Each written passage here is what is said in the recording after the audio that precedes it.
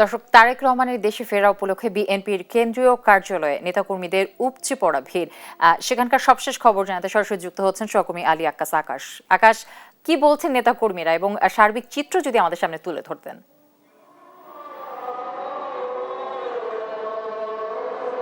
জ্যোতি, আপনাকে ধন্যবাদ। আমি জানিয়ে রাখি, আমি কিন্তু অবস্থান করছি এখন রাজধানীর পল্টন এলাকায় থেকে বিএনপির কেন্দ্রীয় কার্যালয়ের সামনে, যেখানে কিন্তু দেখতে পাচ্ছেন আমার পেছনে আমার সামনে রয়েছে বিএনপির নেতাকর্মীরা। দেশের বিভিন্ন প্রান্ত থেকে তারা এসছেন। তারা কিন্তু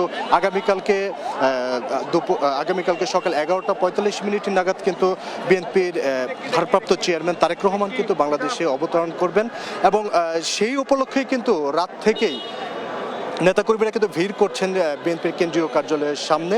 আপনারা যেমনটি দেখতে পাচ্ছেন, বিএনপি ভারপ্রাপ্ত চেয়ারপারসন তারেক রহমানের আগমন ঘিরে কিন্তু কেন্দ্রীয় কার্যালয়ের সামনে কিন্তু নেতাকর্মীদের প্রচণ্ড ভিড় কিন্তু আপনারা লক্ষ্য করতে পারছি। তাদের মধ্যে প্রচণ্ড উচ্ছ্বাস আমরা লক্ষ্য করতে পারছি। তারা আমাদেরকে যেমনটি জানিয়েছেন, তারা কিন্তু একদিন আগেই তারা ঢাকাতে অবস্থান নিয়েছেন। যদি শেষ মুহূর্তে তারা গাড়ি মিস করেন, তারা যদি এখানে না উপস্থিত হতে পারেন, সে একবারের জন্য যদি তারেক রহমানকে তিনি না দেখতে পারেন, সেই প্রত্যাশা থেকেই যাতে তারা এই চান্স কোনোভাবে যাতে মিস না হয়, সেই জন্যই কিন্তু তারা আজকে এখানে উপস্থিত হয়েছেন। এবং আরও জানিয়ে রাখতে চাই, দীর্ঘ প্রায় 1.5 যুগ যদি বছরের হিসাব করি, প্রায় 17 বছর পর কিন্তু বিএনপির ভারপ্রাপ্ত চেয়ারম্যান তারেক রহমান দেশে ফিরছেন। সেই আনন্দ উচ্ছ্বাস কিন্তু নেতাকর্মীদের মনে রয়েছে। আমার সাথে রয়েছেন চট্টগ্রাম বিভাগীয় শ্রমিক দলের সাংগঠনিক সম্পাদক। তার কাছে যদি আমরা একটু শুনি, আসলে কেমন বোধ করছেন তারা, কেমন বোধ করছেন?